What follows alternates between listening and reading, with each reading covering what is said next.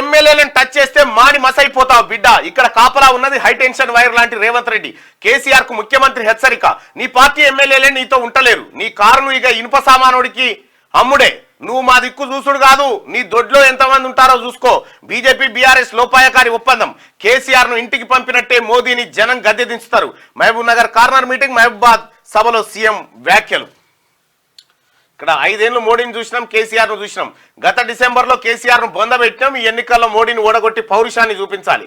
దొంగ దెబ్బ తీయాలని బీజేపీ బీఆర్ఎస్ కుట్రలు చేస్తున్నాయి. అందరూ అప్రమత్తంగా ఉండాలి, లేకుంటే తాబేలు కుందేలు కథ అవుతుంది.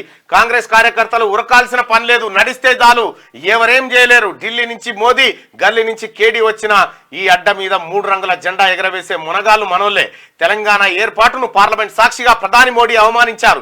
బయారంలో ఉక్కు పరిశ్రమ, కాజీపేటలో రైల్వే కోచ్ ఫ్యాక్టరీ లేదు, గిరిజన యూనివర్సిటీ కాలేదు. మరి బీజేపీకి ఎందుకు ఓటు వేయాలని చెప్పి నిన్న సీఎం రేవంత్ రెడ్డి అన్నాడు.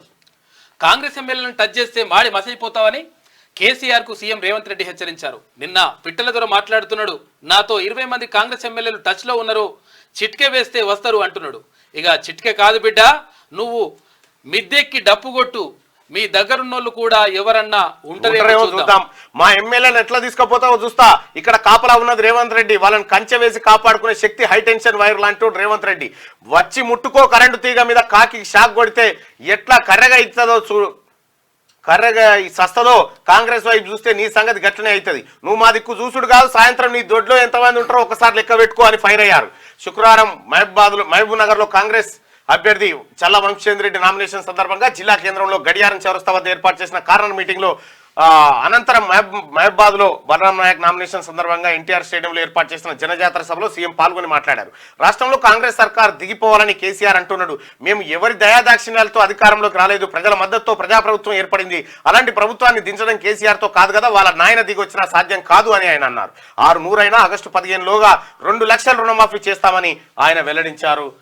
మొన్న కేసీఆర్ చేసిండు కదా, 20 మంది కాంగ్రెస్ పార్టీ ఎమ్మెల్యేలు మాతో టచ్ లో ఉన్నారంటే, మీ టచ్ లో కాదురా నాయన, సాయంత్రం వరకు నీ దొడ్లు ఎంతమంది ఉంటారు. ఈ మాట చెప్పిండో లేదో కేసీఆర్.